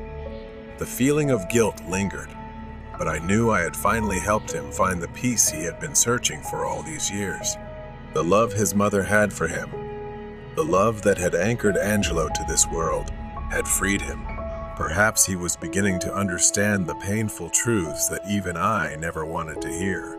He would likely continue his journey to find his mother in another world where he truly belonged. I looked back at the house one last time. It no longer felt haunted. Now, it was just a house, quiet and still. Angelo had gone, but he left behind something much more enduring. It was a son's love for his mother, transcending the boundaries of life and death. The mystery of the dolls. Her name is Mari. She was on her way to Manor Street, covered in thick fog. Siri's voice alerted, "You have arrived at your destination." The silhouette of the mansion slowly emerged from the fog. Perched on a hill, surrounded by strange 18th century architecture, it looked like something from a nightmare, making her uneasy. She parked her car a block away and walked the rest of the way. The Coopers were an old, wealthy family, and tonight, she was babysitting their 10-year-old daughter. Mrs. Cooper had explained over the phone that their regular babysitter had an emergency, and they were willing to pay her triple her usual rate. The offer was too generous to refuse. As soon as she stepped in, Mrs. Cooper, a pale and frail woman, greeted her on the porch with a forced smile. She told her, "Bridget is upstairs. I've left instructions on the table. Please, don't bother her too much." Mrs. Cooper kept glancing around, as if there was something she couldn't tell Mari. Mari walked down the dark, seemingly endless hallway. She followed the instructions left for her, leading to the room at the end of the corridor. When she entered, she saw Bridget sitting in the middle of the room. Her large black eyes seemed too old for her face. She was clutching a porcelain doll, its face eerily lifelike. She greeted Bridget, but Bridget remained silent, her eyes fixed on the doll. The room was filled with dolls, porcelain faces, shiny hair, all meticulously arranged around the room. Mari shuddered at how real their hair looked. She tried to engage Bridget with stories and games, but the girl remained eerily silent. Hours passed in strange silence until finally, around 10 p.m., Bridget said she was sleepy. Mari led Bridget to the bedroom, and that's when she noticed something was wrong. The girl began moving toward the dolls, saying, "They are my slaves." She could hardly believe her ears. She never expected something like that to come from a child. She knew she needed to keep a closer eye on the girl. By 2 a.m., she had dozed off on the couch. A sudden noise startled her awake. She groggily rubbed her eyes, trying to make sense of everything, when she realized someone was standing behind her. She thought it was Bridget. She couldn't believe her eyes. The girl's face was twisted, her features deformed, aging grotesquely. She clutched the doll tightly in her hands and muttered, I like your eyes. I will have them. Fear gripped her as Bridget lunged at her with an unnatural strength for a child. She fell to the floor, the weight of Bridget's small body pinning her down. She screamed in vain as Bree's hands scratched her face. I will take your eyes, Bridget hissed, her voice rasping as if it belonged to someone else. The girl began pulling at a handful of her hair wildly, gleefully. With all her strength, she shoved the child off. She ran down the long hallway, glancing back to see Bridget enraged, chasing her madly. In desperation, she grabbed a decorative figure from a side table and hurled it at Bridget. It struck her forehead, and Bridget screamed in pain, staggering back. But it wasn't enough to stop her. She ran until she burst through the front door, flagging down a passing car. The driver, alarmed by her disheveled appearance, helped her get to the nearest police station. When she returned to the mansion with the police, the truth revealed was more horrifying than anything she could have imagined. Bridget wasn't a little girl. The woman she had been babysitting was a dwarf, Mrs. C., Cooper's deformed sister, whose body never grew but whose mind had twisted into something monstrous over the years. She often comes to the mansion, kills them in their sleep, and collects what she likes. But what she likes the most is their hair. She will use it to make dolls. The police uncovered 7 bodies in the backyard, all young women, all missing their hair. The porcelain dolls in Bridget's room were adorned with their scalps, their hair meticulously attached to the dolls she called her slaves. Mrs. Cooper had been covering up her sister's crimes for years, burying the bodies and protecting her in some inexplicable way. The police arrested both women. She now sat in her small apartment, still haunted by the events of that night. She no longer babysat, and just the sight of a doll made her heart race. The memory of Bridget still haunted her dreams. The haunting of Route 23. I've been doing this job for over 20 years, driving on long, desolate highways at all hours. As a truck driver, I've gotten used to isolation, to the silence of the road. As a truck driver, I've also had to get used to sometimes sleeping in dangerous places. I was driving along Route 23, a road known for its long, deserted stretches. It's a 30-mile stretch of highway surrounded by endless rows of trees and dark tunnels. I had been driving for 3 hours, and I usually stop for a break after 4. I didn't particularly like this road, but I had no other choice. I spotted a small parking lot up ahead, a flat patch of land nestled between the trees. It was just big enough for my truck. I turned in and parked there. The dense trees surrounded me with a sense of desolation and silence. I stepped outside to brush my teeth. While brushing, I heard the sound of an engine echoing in the distance. A car was approaching, but instead of passing by, it slowly crept closer. Its windows were dark, and I could feel the hairs on the back of my neck stand up. Something wasn't right. I hurried back to the safety of my truck, slamming the door shut.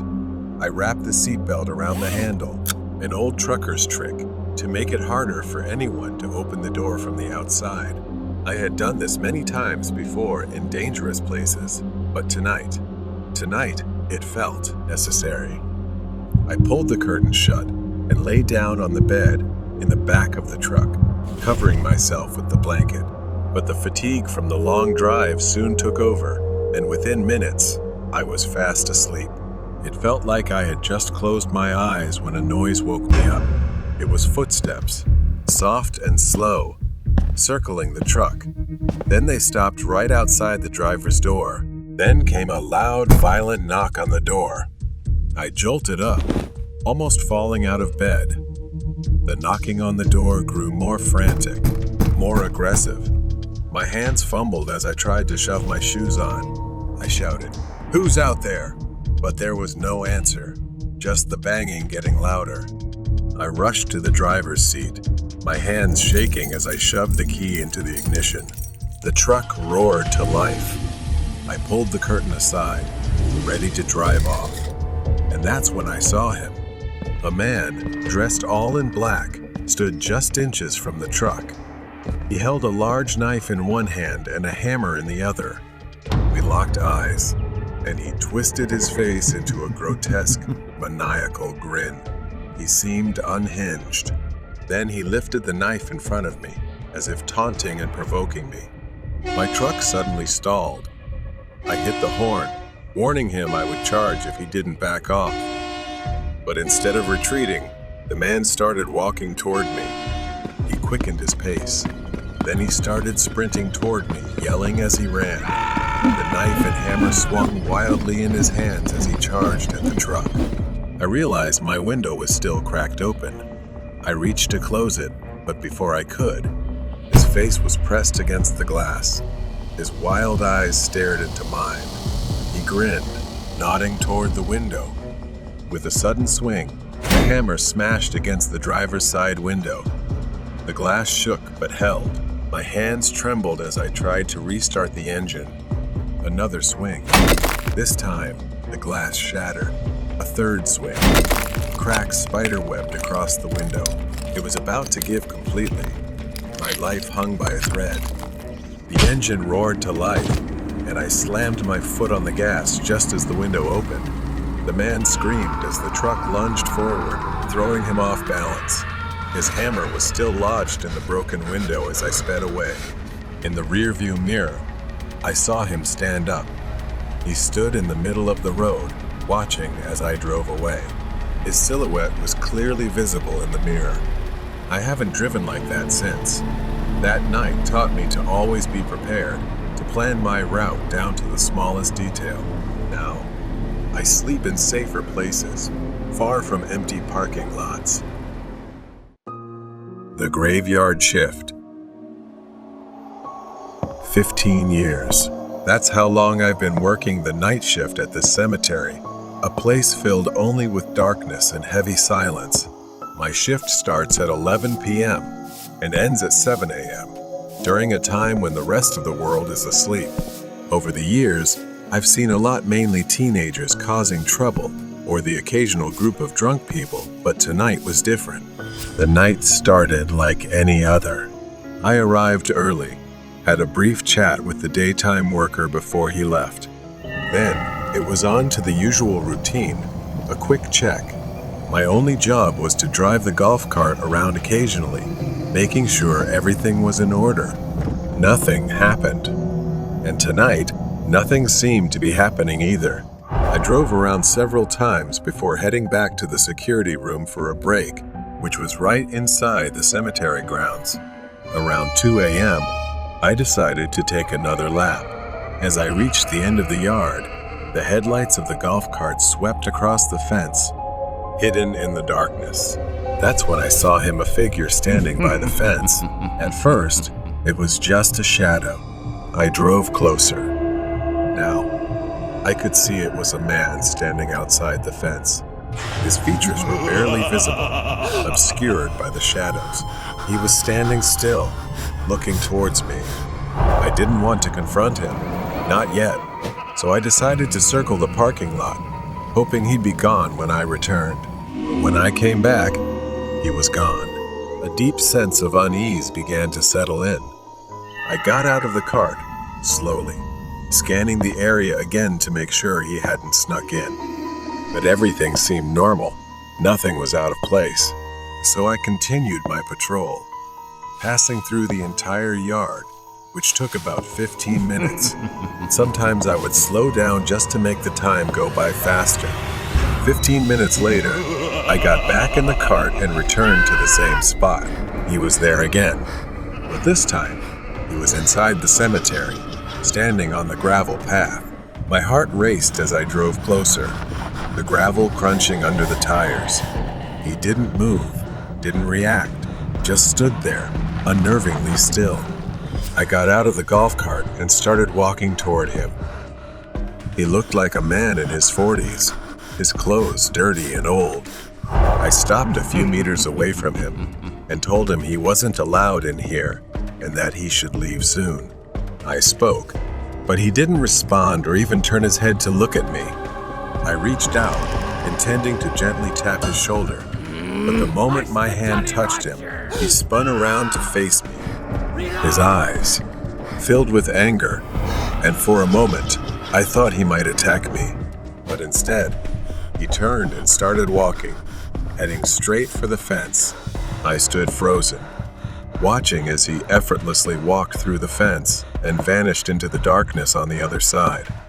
Trembling, I got back in the golf cart and drove straight to the security office. I needed to calm down, to think. Once inside, I locked the door and tried to steady myself, trying to stay calm. Minutes passed, though it felt like hours, and then there was a loud knock at the door. I jumped, my heart racing. Another knock followed, this time more forceful. Panic set in. I had nowhere to go. My mind raced as I grabbed the landline and dialed 911. I explained what was happening, my eyes fixed on the door. The knocking continued, relentless, until it suddenly stopped.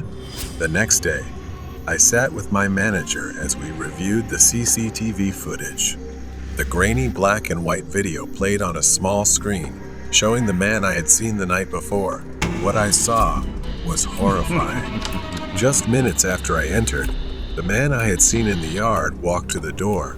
He stood there, motionless, for almost 15 minutes before he began pounding on the door. In his hand, he held something, but the footage wasn't clear enough to tell what it was. It looked like a metal rod or pipe. He was never identified, and I haven't seen him again since that night, but the memory of that night still lingers with me. Every time I drive past the cemetery, I find myself glancing over my shoulder, hoping he never appears again. Abandoned house on Halloween. The dim light of Halloween decorations danced on the walls, casting strange shadows that seemed to come alive. This was the day I had always looked forward to. My friends were out gathering candy, but I was too anxious to join them this year. As I stared into the flickering light of the TV, I couldn't shake the feeling that this Halloween would be different. Finally, I gathered the courage to step outside. I trudged down the street, admiring the carved pumpkins and spooky decorations adorning the houses. I approached a house at the end of the block that I had never noticed before.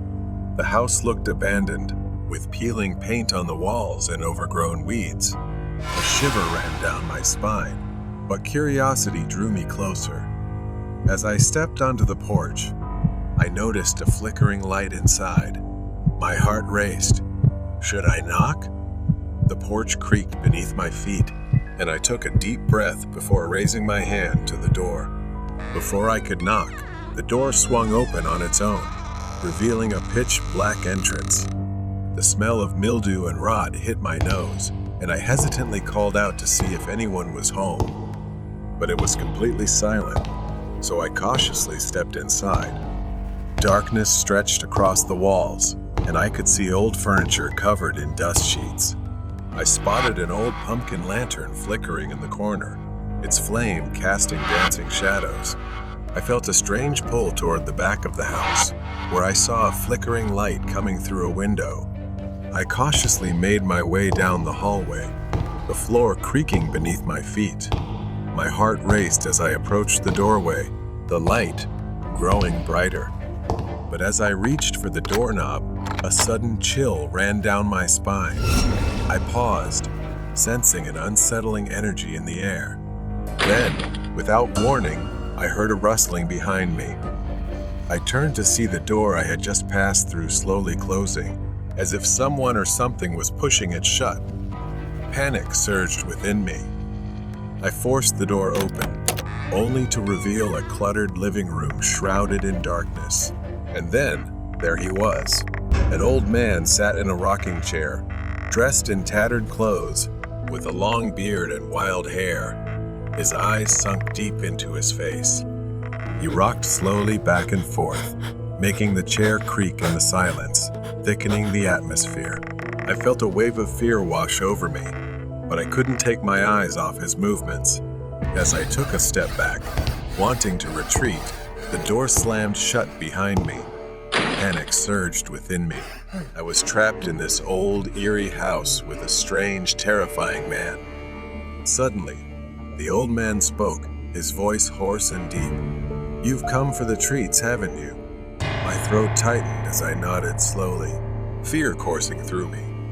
I could hardly make out his features in the dim light. He reached into his pocket and pulled out a handful of something that looked like candy, extending his hand toward me, saying it was specially for me. But something felt off. It looked dark and uninviting.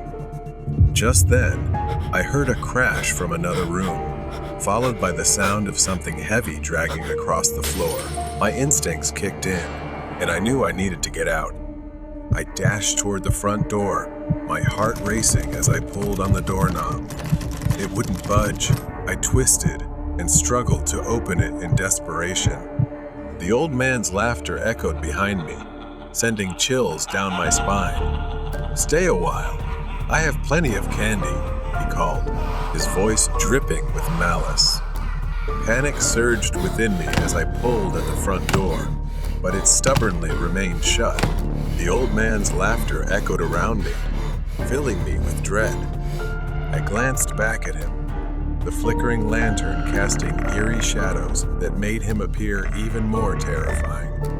My mind raced with fear and desperation for a way out. I stepped back from the door and scanned the room for another exit. I spotted a window on the far side, partially obscured by tattered curtains.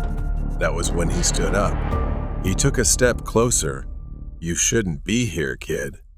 Ignoring him, I rushed toward the window, fear propelling me forward.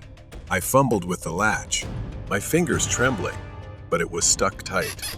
I felt tears welling up as if some unseen force was preventing me from escaping the darkness of this house.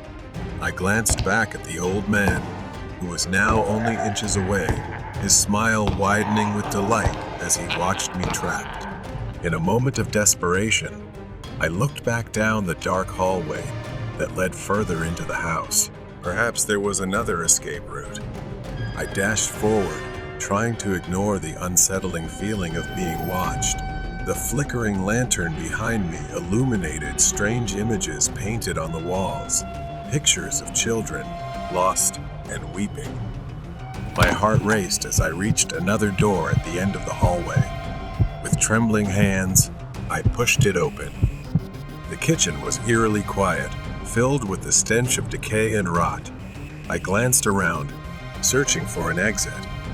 The back door appeared at the end, partially ajar, promising freedom. Just as I reached for the doorknob, I heard the unmistakable creak of floorboards behind me. I turned to see the old man stepping into the kitchen, blocking my only escape. His voice was hoarse as he stared at me. "We're just getting started." I threw myself against the door, desperate to escape. The door swung open, and I tumbled into the backyard. As I turned back after the fall, the terrifying face of the old man loomed before me. I felt breathless at the sight of him. Despite the pain from my fall, I didn't hesitate any longer.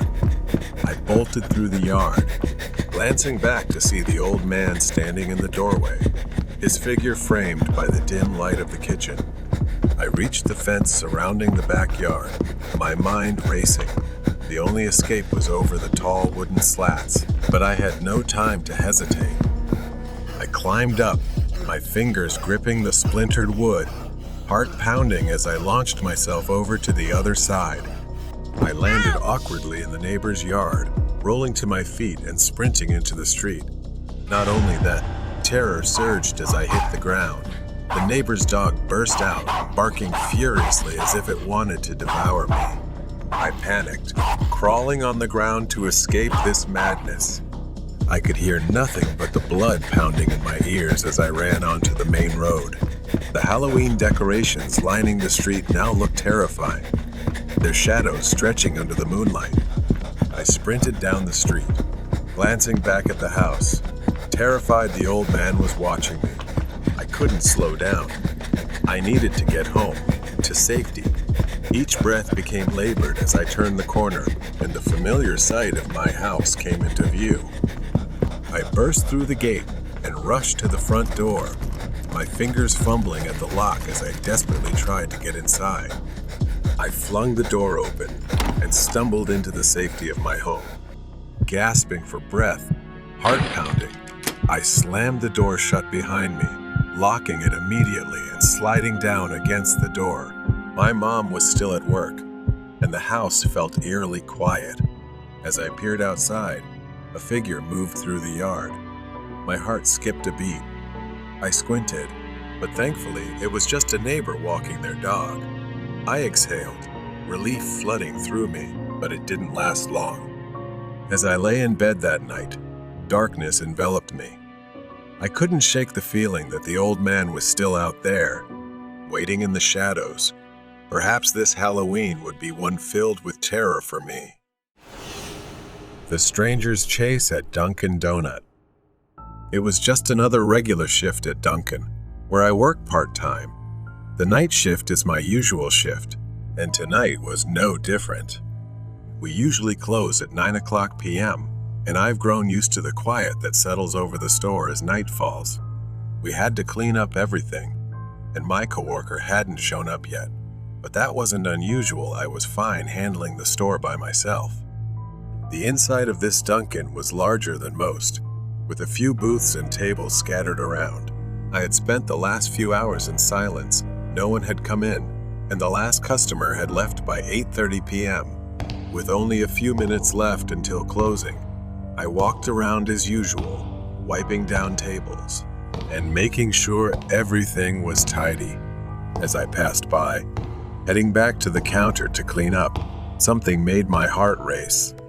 I hadn't noticed him before, but there was a man crouched down, almost hiding in the corner, completely out of sight from behind the counter. Everything seemed to freeze as his eyes locked with mine the moment I saw him. For a second, neither of us moved. The man slowly stood up. He was of average height, skinny, with messy hair and disheveled clothes. I asked him if he was okay, my voice trembling as I tried to stay calm. He didn't respond right away, mumbling that he was fine. I reminded him that we were closing and he needed to leave. He nodded and started walking toward the door. For a moment, I thought everything was fine, but then, without warning, he turned around and sprinted toward the counter with a crazed look on his face. Everything happened so fast.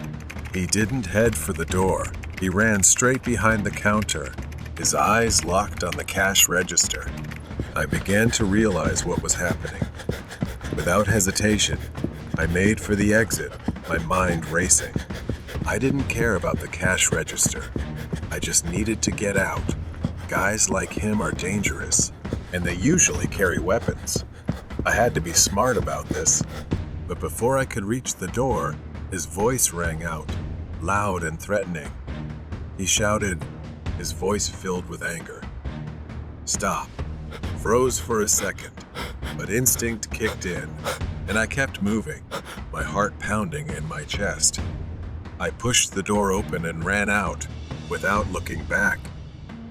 I thought he would be inside to rob the store, but I was wrong. He chased after me, running through the parking lot, and fear gripped me like never before. I looked around the area, but most of the stores were dark and closed. I spotted a gas station in the distance, its lights flickering like a beacon of hope. I ran faster, my breath quickening, and he was still behind me. The distance between us seemed to shrink. I burst into the gas station, my chest heaving with each breath. It was the closest place still open. As I ran inside, I shouted for someone to call the police. My voice was panicked and full of fear, echoing through the empty space. The clerk behind the counter and a lone customer turned to look at me. Startled, I ran past them, heading straight for the back of the store. A small restroom sign caught my attention. My fingers fumbled with the lock as I rushed inside. The flickering light in the small restroom, combined with the smell of bleach, heightened my tension. I was shaking uncontrollably. Leaning against the door, I took a deep breath, trying to calm myself. I reached into my pocket, my hands trembling as I pulled out my phone and called the police. The dispatcher reassured me that officers were on their way, but the minutes felt like hours as I waited. I pressed my ear against the bathroom door, listening for any sign of him. Nothing. The silence was suffocating. Was he following me? Was he out there, lurking? I couldn't shake the feeling that something was wrong and that whatever awaited me outside wasn't over. After what felt like an eternity, I slowly unlocked the bathroom door and peeked outside. The gas station was eerily silent. The cashier was no longer behind the counter, and the customer had disappeared. I cautiously stepped out further. The dim lights cast long shadows over the shelves. I walked carefully, my own footsteps suddenly too loud. My eyes darted to the door, but there was no sign of the man outside. For a brief moment, a wave of relief washed over me. Then I saw him. Through the glass window, his face appeared pale and terrifying. His wild eyes pressed against the glass like something from a nightmare. His eyes locked onto mine, a twisted smile spreading across his face. He smiled grotesquely, almost stretching from ear to ear. Then he breathed onto the glass, writing the word "run." It felt like a challenge, daring me to try escaping. He slowly dragged his finger down the window, the screeching sound sending chills down my spine. He was waiting like a predator, knowing that eventually I would have to come out. Panic surged within me again. I rushed toward the back exit, hoping it would lead to some way out. As I pushed the door open, I found myself outside again, this time in the alley behind the station. My breath fogged the cold air as I frantically looked around for somewhere to hide. The alley was narrow, with tall brick walls on either side, dark and unwelcoming. A few trash bins lined the path, but it was mostly empty. I had to make a choice. The only way out was forward or back to the gas station, where he might be waiting for me. I didn't have time to think. I started running, my body moving on instinct. As I ran, I glanced over my shoulder, nothing behind me. Still, fear gripped me tightly. This alley too dark, too unknown, leaving me vulnerable to whatever could come. I turned the corner and was met with a dead end. My heart sank as I saw the towering chain link fence blocking my way. I could hear my own breath, ragged and loud, and feel the cold sweat on my skin. Maybe there was no way out. Footsteps echoed behind me. Slow. Maybe he was coming closer. My body froze in place as the sound grew louder, the rhythm unsettling in its calmness. I wanted to run, but there was nowhere to go. My back pressed against the cold brick wall as I realized I had no other choice but to face him. He appeared at the end of the alley, his eyes locked onto mine with that twisted smile. His steps slowed as he moved into the faint light, his shadow stretching unnaturally across the ground. In his hand, he held an iron rod. My heart was pounding in my chest. My legs were shaking. Then he spoke. "You can't run forever." His voice was low, mocking, and dragged the iron bar across the road with screeching sounds. My mind seemed to be spinning. I scanned the alley, desperately searching for anything that could help me. Without thinking, I grabbed a broken brick lying near the trash cans. I knew it wasn't enough to stop him, but I had no other choice. It was all I had. He stopped just inches from me, smirking. "You really think that's going to stop me?" I didn't answer. I didn't need to. As he took one more step toward me, I swung the brick with all my strength. In the moment, he was too focused on taunting me. Turning away smugly, I threw the brick, and it hit him square in the head. For a second, everything froze. He staggered back, the smile vanishing from his face as blood trickled down his forehead.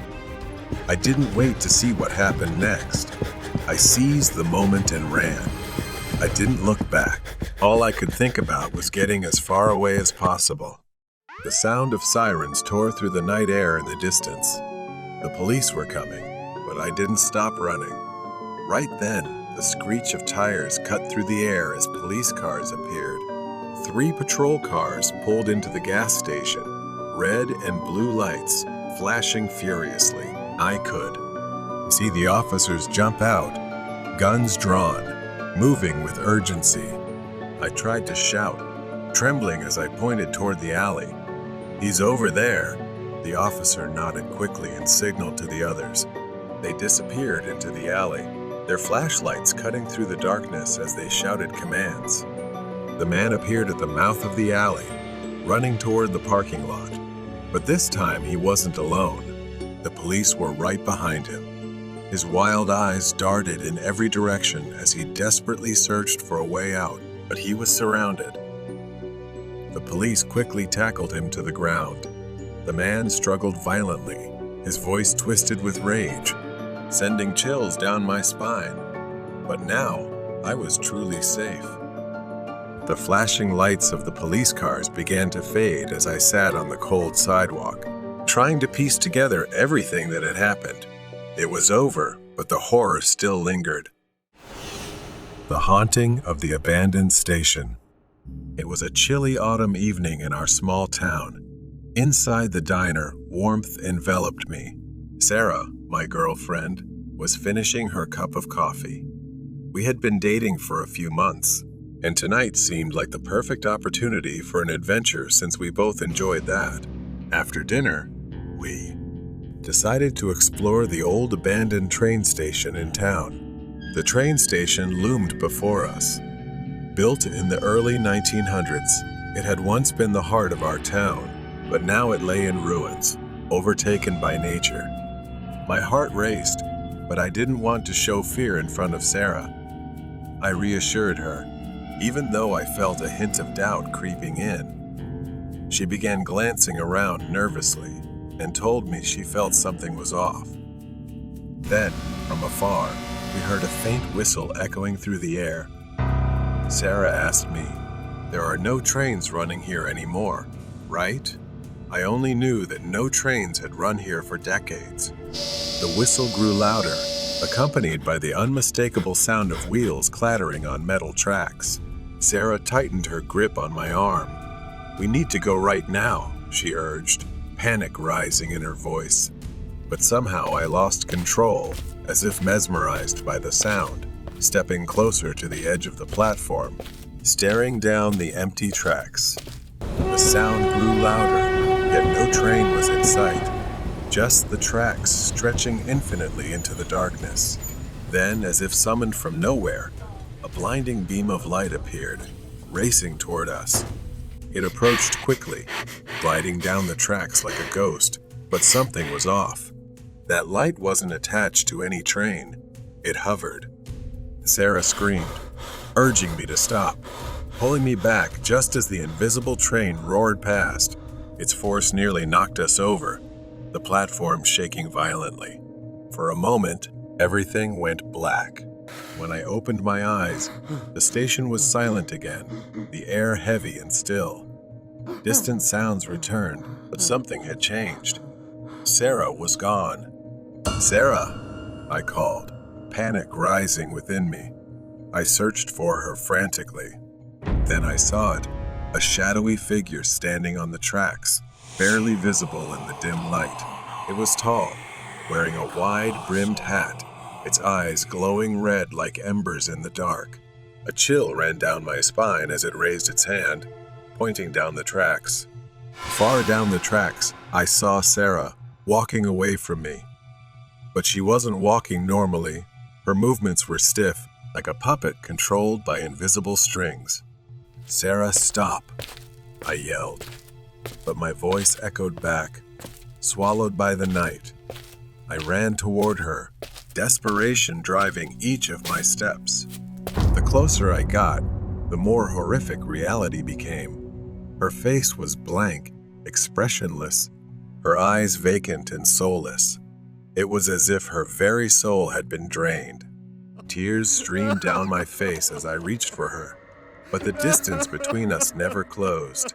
The shadowy figure at the station let out a raspy laugh, echoing through the trees, sending waves of fear crashing over me. I turned to face the figure, but it had vanished. In its place stood an old, rusted, decaying train, its windows shattered. Shadowy figures filled the cars, their hollow eyes staring at me. The door creaked open, like an invitation into the darkness. My heart raced with fear and curiosity. A whisper brushed my ear. "Join us. We've always been here waiting for you." I shook my head, backing away, but the pull of the train was too strong. My legs moved on their own, drawing me toward the door. Just as I stepped inside, the door slammed shut behind me. The train swayed, and I felt a cold hand grip my shoulder. I turned to see Sarah sitting across from me, her eyes vacant. "What's happening?" I choked out, but she didn't respond. Instead, she slowly raised her hand and pointed out the window. I looked outside. I was standing on the platform, staring at the train. But how could this be? I was inside. I tried to scream, but no sound escaped. The train raced faster and faster, the outside world fading into a blur in whispers. Suddenly, it stopped, and the door creaked open. Then, that dark figure appeared inside the train, leaning in close, its cold breath chilling me to the bone. "You should never have come here," it whispered, and everything went dark. When I awoke, I was lying on the cold ground, the train and station gone.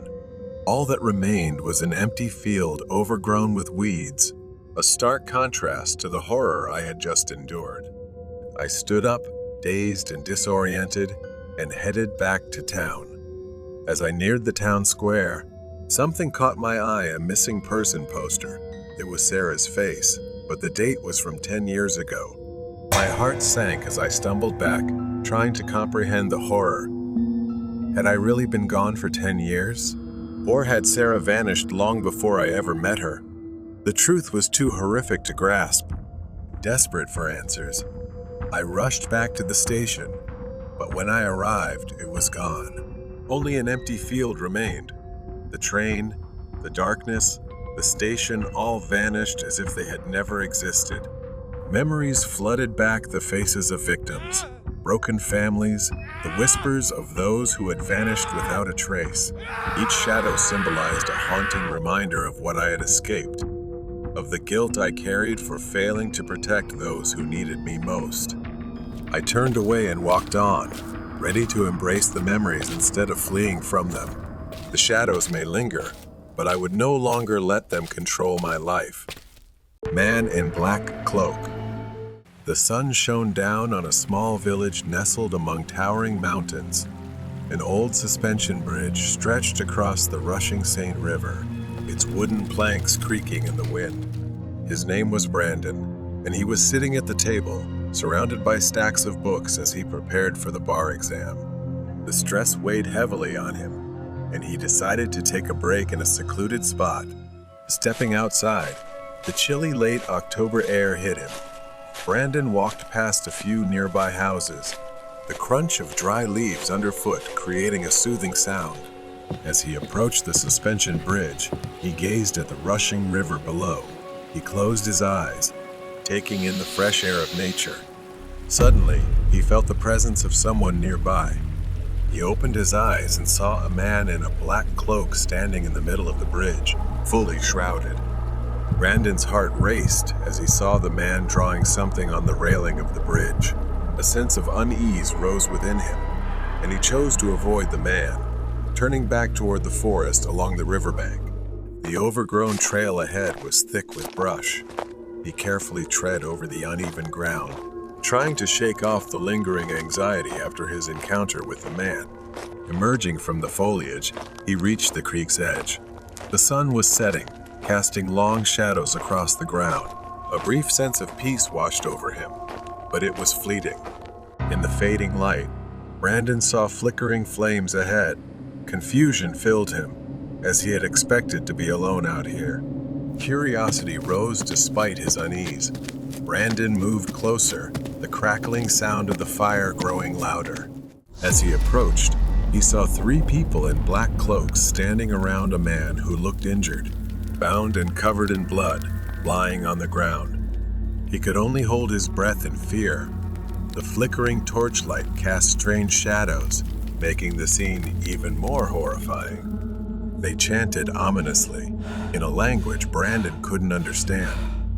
He couldn't tear his eyes away from the terrifying sight. Panic rose within him, and he knew he needed to leave. One of the cloaked figures pulled out a knife, and Brandon's instincts screamed that something was wrong. He couldn't stay here any longer. He had to run. Just as he was about to flee, the man Brandon had seen on the bridge appeared, stepping out of a small boat nearby, his hood falling back to reveal tattoos covering his pale skin. At that moment, the man pointed in Brandon's direction, and in an instant, it was clear he had seen him. The world around him seemed to fade into darkness, and the man's demonic eyes appeared to pierce through his soul. The discomfort Brandon had felt earlier on the bridge turned into pure terror as the man began to move toward him quickly and menacingly. Brandon's instincts kicked in immediately. He forgot about the poor man being held as a sacrifice and started running. He could hear the man's breath behind him as he ran through the brush, branches whipping against his face. The twigs scratched at his arms as he ran, his breath coming in ragged gasps. Brandon was losing strength, and the distance to safety seemed endless. He finally emerged from the forest and onto the trail. The man and his cloak were still behind him, so he turned left toward the bridge. As there were no houses nearby and no one to call for help, the weight of exhaustion hit him, but there was no time to rest.